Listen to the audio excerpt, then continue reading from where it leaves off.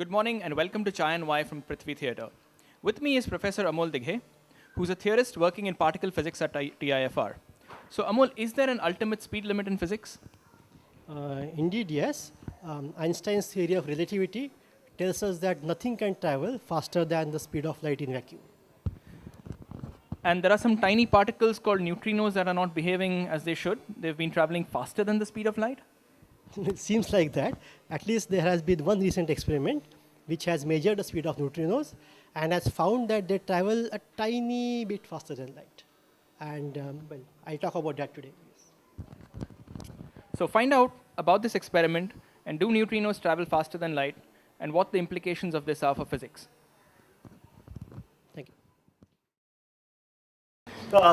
So before I start, so the title that was announced had nu in it, as in NU nu. The nu stood for neutrinos. And as the abstract said, this was about some recent experimental results that indicated that there are these particles called neutrinos which actually travel faster than the speed of light. So just to get an idea, how many of you have already heard of this result? Because this has been in the papers very often. Okay, fine. So let me talk about this result. But before that, this is a good chance to actually figure out why this is an important result. Okay. So the kind of things I talk about is the following. So I'll first talk about what the speed limit is, as in what its value is, which is the speed of light. Then I'll talk about how was the speed of light measured historically. Then give you some idea of what are these new particles or neutrinos. How was their speed measured? This is about the actual experiment. Then, well, so what? So what if you measure speed of something? You measure distance, you measure time. Okay? And then the last question is, of course, what now? In the sense, what we as scientists are doing now that we have heard of this particular result. So speed of light, okay, is 299,792 kilometers per second. Okay? So in short, it's about 3 lakh kilometers per second in vacuum. To get an idea, the light takes about 8 minutes to go from Earth to Sun. The sunlight reaches us within about 8 minutes. If you look at the moon, the light takes about 1 second to come from the moon. If the light has to cross the Earth, it takes about 1/25th of a second. If the light has to travel between here and here, which is about 1 foot, it takes about 1 nanosecond. So although in practice we deal with speed of light as if it's infinity, it's actually very finite. So if I start my torch here, the light actually will take 1 nanosecond to reach here. And now that we can measure times as accurate as a nanosecond, this actually makes a lot of difference.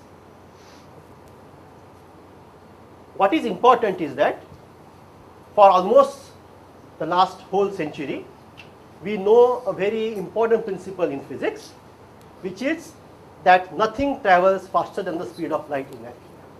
Okay? So I will come to that and tell you where this result came from. Okay? But this has been a very, very important principle, and that's why when you see a particle traveling faster than the speed of light, it is actually a big deal. So now let's go to take a survey of how the speed of light was measured in last century.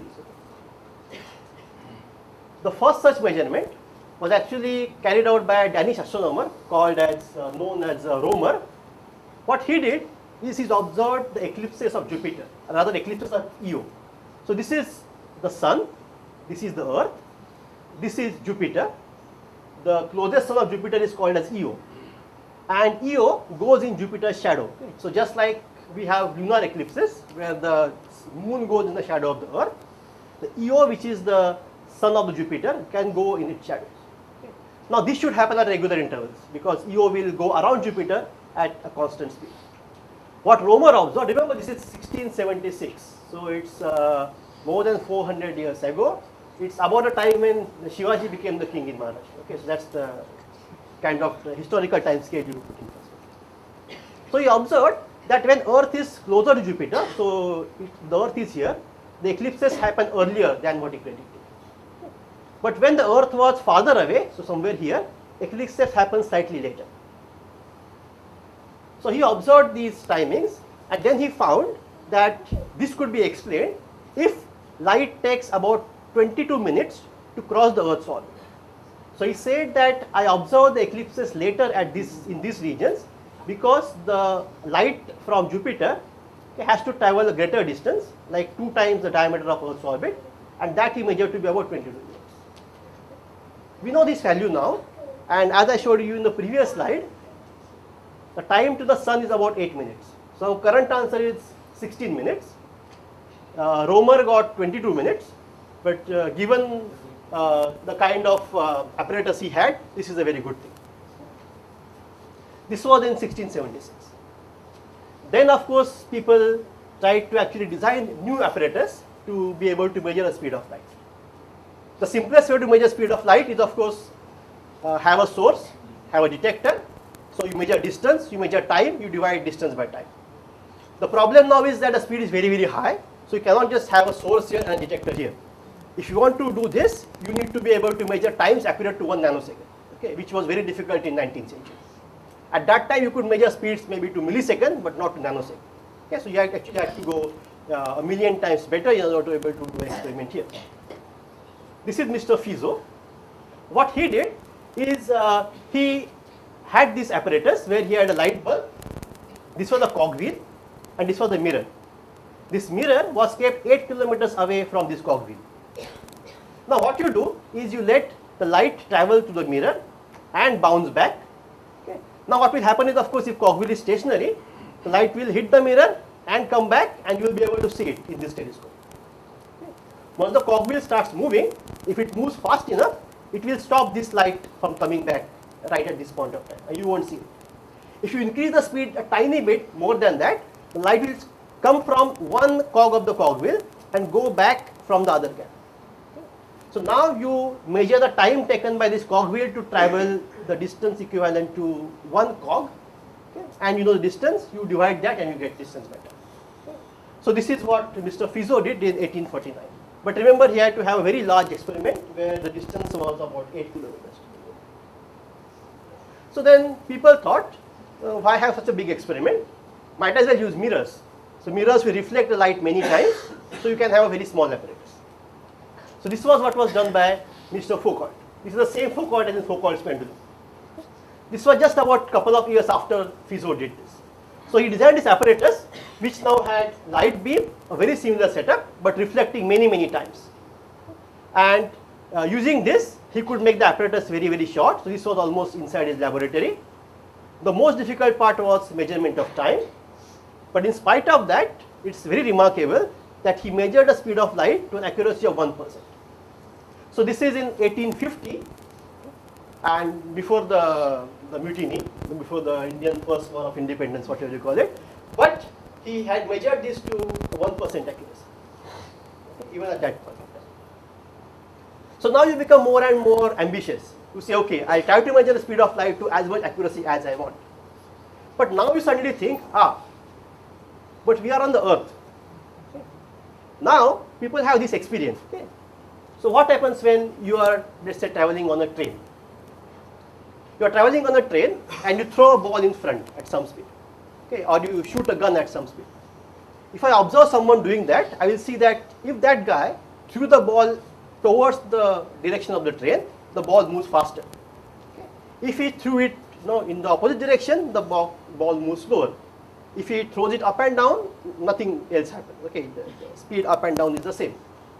So now what we expect is that if I am on the Earth, okay, since I am producing my light on the Earth with my torch is on the Earth, it means that the light should move faster when it's moving in forward direction, okay, and the light should move slowly when it's moving in backward direction, and the speed should not change when it's going up and down. So that's what we expect. So I give an example of bullet chase. Okay, so you shoot a bullet. The speed of a bullet on a train is faster when it's fired in the same direction as the train. Okay, so we expect that the speed of light will be more when you are moving along the Earth's motion. So how fast does the Earth move? Actually, it moves very fast. Okay. Speeds of the Earth. Earth spins around its axis. Okay. This speed is about 0.5 kilometers per second, which is sort of similar to the speed of a plane. 0.5 kilometers per second is a few hundred kilometers an hour. Okay. So this is actually much larger than current planes. But more than that, it revolves around the sun. During this revolution, it actually travels at a speed of 30 kilometers per second. Okay, so it's almost 60 times. Not just that, the solar system moves around our galaxy, which is Milky Way, and that speed is about 250 kilometers per second. On top of that, the Milky Way moves around a group of galaxies, and that speed is about 300 kilometers per second. So if you look in the frame of the universe, Earth actually moves at the speed of a few hundred kilometers per second, which is a very, very large speed. So if we are able to measure the speed of light to an accuracy greater than, let's say, 300 kilometers per second, we'll be able to see that when you travel along the motion of the Earth, it has greater speed. When you travel in the perpendicular direction, the speed is the same. That's what we expect. What we need for that is the following. We need to measure the speed of light to an accuracy of about 300 kilometers per second. Okay, you add them somehow, maybe it's 500, something of that order. And this task was taken by these two famous people named as Michelson and Morley. So what they did is the following. They had this apparatus which looks something like this. They had this light source, a mirror here and a mirror here, and then they had a semi-silvered mirror here. So this mirror transmitted half the light, reflected half the light. So now you first look at this ray which traveled from source to the mirror, goes to the other mirror, reflects back and comes to a detector. So it travels like this. The second ray travels like this. And you expect that if the speed of light is affected by the motion of the Earth, that these two speeds will be different. Okay? This was in some sense a very straightforward prediction. Okay? You do the calculation and you see that the speeds have to be different. So of course they did the experiment. The aim of the experiment was to calculate the speed of light to a very, very high precision. However, what they got out was something very, very unexpected. In fact, what they got is what I call as the shock of the century. Okay? So this was the shock of the 19th century, okay, but it stays the shock even in the 20th century. What they observed was that the speed of light along the Earth's motion is the same as the speed of light perpendicular to Earth's motion. Okay, so it means even if I am moving, I shoot a bullet like this or I shoot a bullet like this, both travel by the same speed. This never happens in physics. Right? This never happens with a bullet. Therefore, the result was a shock. Naturally, even the whole community of physics did not believe it at the first glance, but the result was reproduced by other people many times. It was found that it is impossible to go beyond this. You have to accept this because this is what you see. And this meant that our understanding of physics at that point of time had to undergo a big change. This was a counterintuitive result that revolutionized physics. So it took us about 15 years for a genius called Einstein to come forth and make sense out of this. So how did he make sense out of this? Well, he said, if the experiment says that light has the same speed in all directions, the experiment is correct. As a theorist, I have to accept it's correct and see what it tells me, what are the consequences. So he said, okay, fine. So he came up with a special theory of relativity. He said, okay, observations tell me that the speed of light in vacuum is the same for everyone. And now he said, let's see what are the consequences of that. And he found something very amazing, remarkable, unexpected. This implied that the distance measured by two people need not be the same. Okay? If you are moving in a vehicle, the distances you measure are slightly different than what you measure when you are stationary. Okay? Something that one would never think of otherwise. What is more, he said that the time measured by two people need not be the same for everyone. So you are sitting stationary, you measure some time between two events, and you are traveling in a train and you measure the time, they are slightly different. And both of you are correct. Okay? The time has to be measured by sitting in a particular frame. Okay? So you have to say where you are measuring it from. The answers will be different. Even though these two are different, the speed of light will be the same. So his argument is that the measurement of distance and time adjust themselves such that speed of light is the same. Okay? This was a revolutionary hypothesis. However, as we know, in the last 100 years, we have checked this hypothesis in many, many ways, in more and more accurate experiments, and we have always found this to be true. And that is the special theory of relativity. Another consequence of this was that nothing could travel faster than the speed of light in vacuum. So this was a consequence of this relativity theory, and this was a very natural consequence and something that you just could not go beyond. Again, we have done this for all the particles that we have observed in the last century, and we have observed that speeds of all the particles actually cannot exceed the speed of light. Now that we know that we have observed these new particles, neutrinos, which travel faster than the speed of light, let's first get introduced to them, see what they are like. The neutrinos actually happen to be almost everywhere around us. At this point of time, the sun is somewhere on the top, it's around 11:30. Okay? The number of neutrinos passing through all our bodies at this point of time is about 1,000,000 times 1,000,000 every second. The sun emits neutrinos because it creates light. It emits more neutrinos than it emits light. And through each of us at this point of time, 10 to the power 12 neutrinos are passing every second. Okay? But we are not aware of that. Okay? It's a particle which is very, very abundant. Okay? So this sun is the biggest source of neutrinos. Any nuclear reaction, almost any nuclear reaction, emits neutrinos. So all the radioactivity inside the earth actually is the source of neutrinos. Okay, large number of neutrinos are coming from the earth towards us all the time. Any nuclear reactor will produce a lot of neutrinos.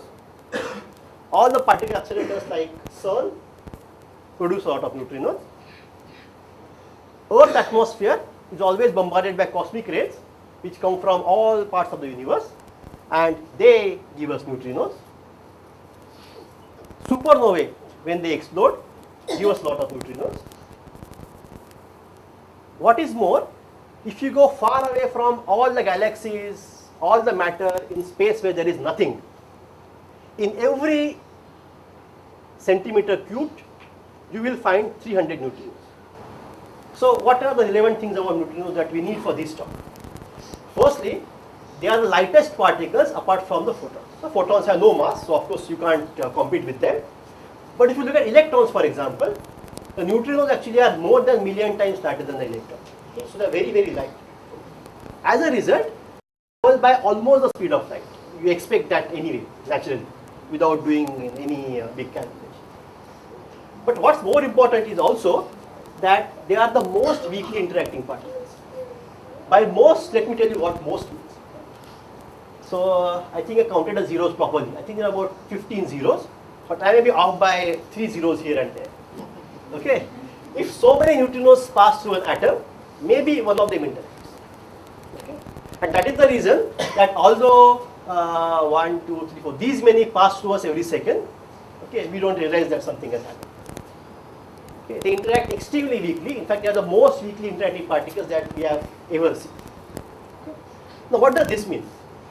This means that if they pass through matter or my body, they will not get absorbed. They just pass through like ghosts. If you have seen this old movie called Ghost, which passes through matter, neutrinos are almost the same. They just pass through without interacting at all. Okay. So, for example, let's say that I told you neutrinos are coming from the sun, and you say, okay, I don't like these neutrinos, I want to stop them. Okay. I want to use some kind of big lead shielding. I shall put lead all the way between the earth and the sun, so that neutrinos will never reach me.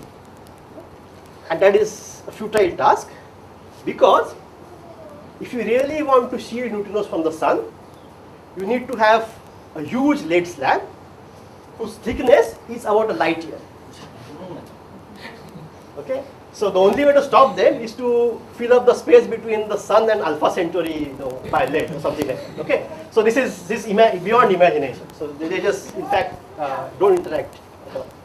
However, they do interact to a very, very tiny extent. Okay? So if these many pass, one will interact. So if you actually make many more than these neutrinos pass through a detector, some of them will interact. That's what you detect. So if you want to detect a neutrino, you need two things. You need large detectors and you need a lot of patience. The largest detectors that we have on the earth right now, which are in Japan, are the size of 3 Prithvi theaters, and they see about 5 neutrinos per day. Okay, so that's the kind of scale you are talking about. As a result, an accurate measurement of their speed was not possible, okay, because you need to produce a lot of them and you need to detect a lot of them.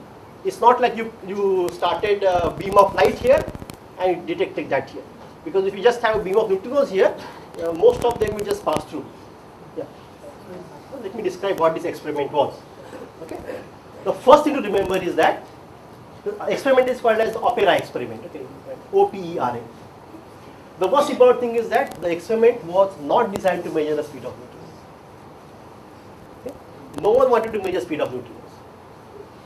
Everyone was extremely sure that the speed of neutrinos will be the same as speed of light, slightly smaller, because they are very, very light particles. Okay? So then what was the experiment designed for? It was designed for a very different purpose. As I mentioned just now, there happen to be 3 kinds of neutrinos. Okay? They are called an electron neutrino, a muon neutrino, and a tau neutrino. Now, it has been observed, which is again the thing that is unique to neutrinos, as these 3 kinds of neutrinos can change their type while they are traveling. So if you produce a muon neutrino and wait for some time, it will convert into a tau neutrino or electron neutrino. It's a very amazing thing, and it happens only for neutrinos. This is a discovery of the last decade, okay, and therefore a very, very hot topic in physics right now. So neutrinos can change their flavors or their type when they are moving. What OPERA wanted to do was to observe muon neutrinos going into tau neutrinos. So simply wanted to create muon neutrinos, and after some time they wanted to see tau neutrinos. That would confirm that these change of type actually happens. OPERA was designed for that. So how do you do this? To do this, you make a very, very long experiment. Okay, this was supposed to be long baseline. Okay, baseline means distance between source and detector. So they made a source in Geneva, Switzerland, at CERN, the same place where LHC is, and their detector near Rome, okay, in a place called Gran Sasso in Italy. So this is the map of Europe. This is CERN, and this is Gran Sasso. So they travel all this distance. This is about 730 kilometers. It's 730 kilometers through the Earth. So it is distance is this way. Okay. Note that, see, because neutrinos cannot get absorbed, you can actually pass them through the Earth in a straight line. So you don't have to go like this. You can go like this. Okay. In fact, you can't make them go like this. They actually can go straight through the Earth. So you shoot a beam like this. Okay, there. Okay, it will cross the Earth and reach on the other side about 730 kilometers. So what do? How do you send these neutrinos from the sun? Okay. So sun is big accelerator, which makes LHC. So everyone has heard of LHC.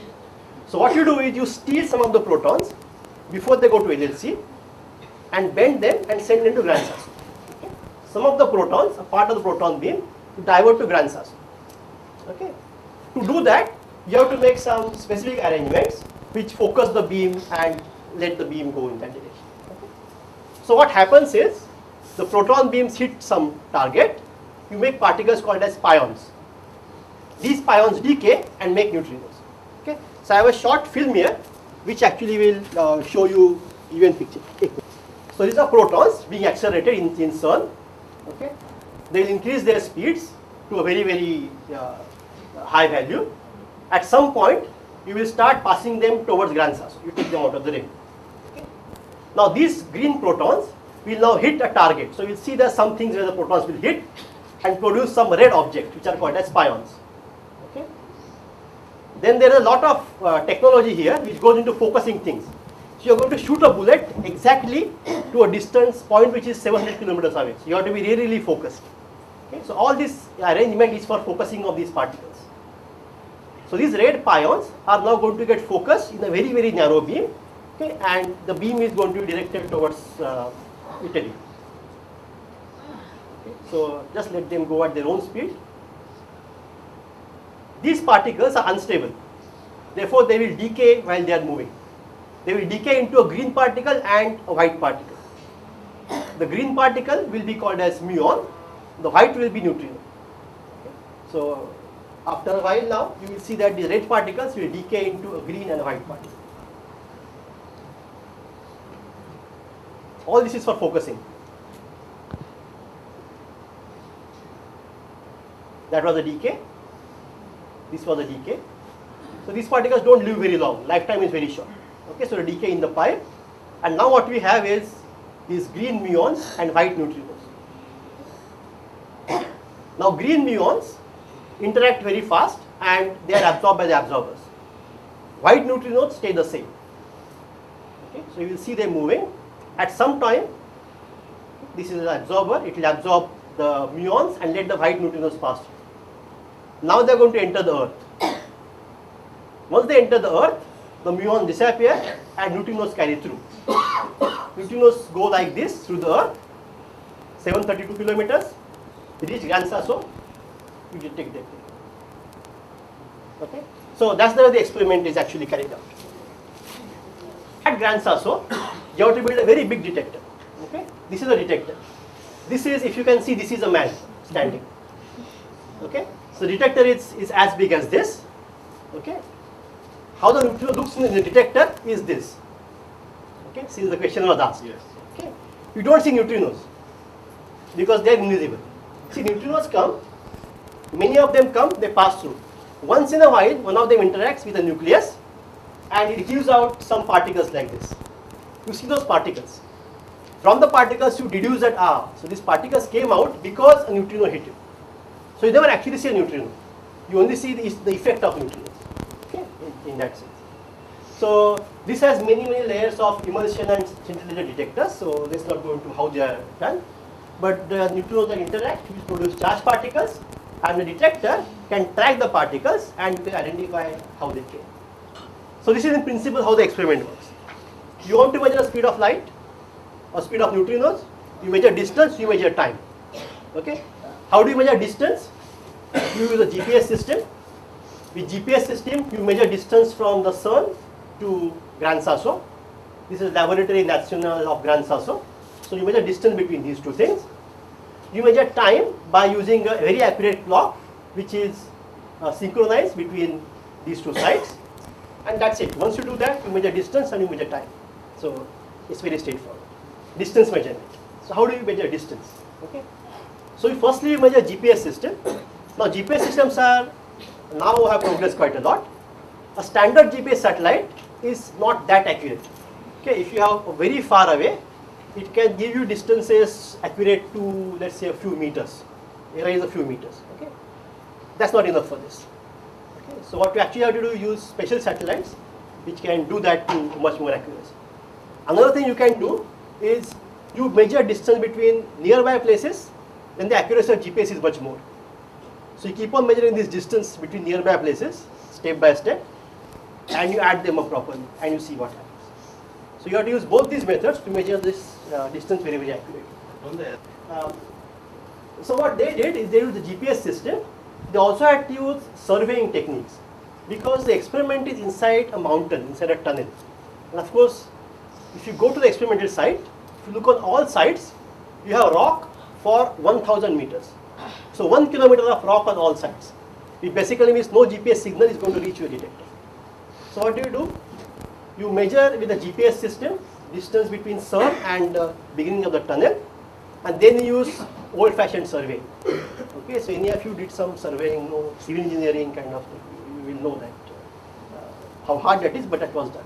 And they measured this distance with accuracy of 20 centimeters. So remember, you are measuring a distance of 730 and plus 5 more zeros centimeters, and you measure that accurately to 20 centimeters. Okay, it's a very high achievement.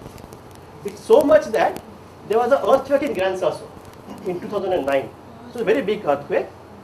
It was so big that the distance between CERN and Gran Sasso changed by 7 centimeters. Okay, and if you see this figure, this is actually the shift. Okay, so you could actually measure this shift in distance between CERN and Gran Sasso with this accuracy. Okay, so for time measurement. So what do? What you do is you send pulses of neutrinos from CERN. Okay? So now you will see a pulse of neutrinos. You know exactly what time it started at CERN. Then you go to Gran Sasso. You see when it reached, and you measure a time between them. Okay. So this is what the pulse at CERN looks like. So red part is the pulse at CERN. Okay. The blue part is what you, sorry, the black part is what you see at Gran Sasso. Okay. The red part actually is not the shape of neutrino pulse, because you don't see neutrinos at CERN. It's the shape of the protons that you started.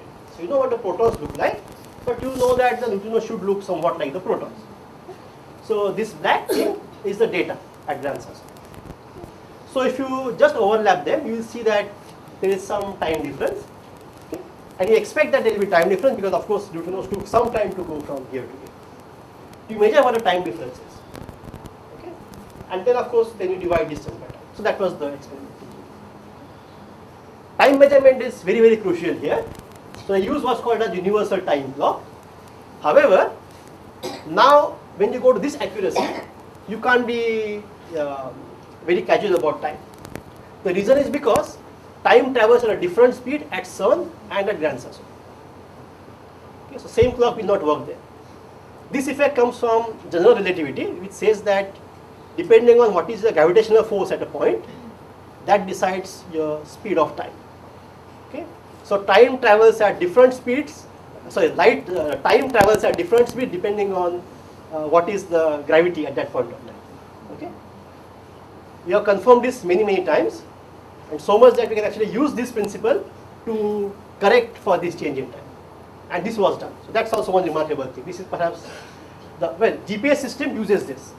Okay, so we know that this actually works. Now, when you did that, what you found was this. The speed of neutrinos was found to be 299,800 kilometers per second with an accuracy of about 1 kilometers per second. Okay, so plus or minus 1 kilometer. Now go back and see what our speed limit was. The speed of light was 299,792 kilometers per second. Okay, actually slightly smaller. Okay. So the neutrinos therefore were observed to travel about 8 kilometers per second faster than the speed of light. Okay. A very tiny amount. So if you look at it in terms of fraction, it's about 10 to the power minus fifth. Okay, so a few millionths of the speed of light. So difference in the speeds is very, very small. You are measuring a quantity like 3 lakh kilometers per second with an accuracy of 1 kilometers per second. Okay, and you observe that this difference, this is the difference. Okay. So this was the result of this particular experiment. Here speed of neutrinos and what it was found to be.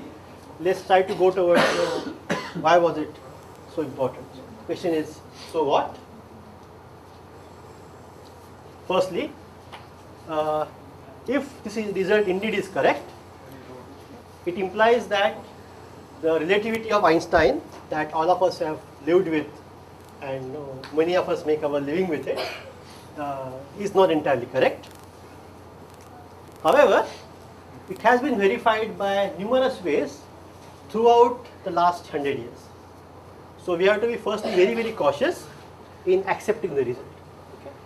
It's a very natural process, a scientific process, which says that if you get a result which is very, very counterintuitive, the first thing you do should be to doubt it, okay, and to check for it. Okay. However, assuming this is correct, what happens? The situation we have now is similar to the situation after the Michelson-Morley experiment. Remember, at that point, they didn't expect the speed of light to be the same in all directions, but they observed it to be same. People doubted them and performed many, many more experiments to actually confirm that what they did was right. Okay. And only after that did our new understanding of physics emerge. If this indeed is true, we need to find a theory that will supersede Einstein's relativity, just like Einstein's relativity superseded Newton's laws of motion. Now note that at a very practical level, relativity didn't make much difference to Newton's laws of motion. In the sense, for looking at, for constructing railways, for example, Newton's laws are perfectly okay. For any of the standard things that you do, building buildings, for example, Newton's laws are perfectly okay. So at a very mundane level, it seemed that no difference was made by using relativity. In fact, even shooting rockets, okay, was possible to do without going into relativity. However, relativity opened up to us many more things. Firstly, and more very importantly, it allowed us to understand electron. All the current electronics that we see, the computer on which you see this, all these things, is based on understanding of properties of electron. Properties of electron cannot be understood if you don't understand relativity. Relativity forms a very, very important part of understanding properties of electrons. So, although we think that on a daily basis Newton's laws are perfectly okay, the relativity corrections to those laws are playing a large part in our lives through all these means, the technology that we use. Okay. GPS, for example, it would have been impossible if we didn't understand relativity. We could not have used the GPS system, okay, which is now in the cell phone that all of you carry. So what will happen now is, at this point of time, if the experiment is correct, our world will not go upside down. Whatever has been working will keep on working perfectly fine.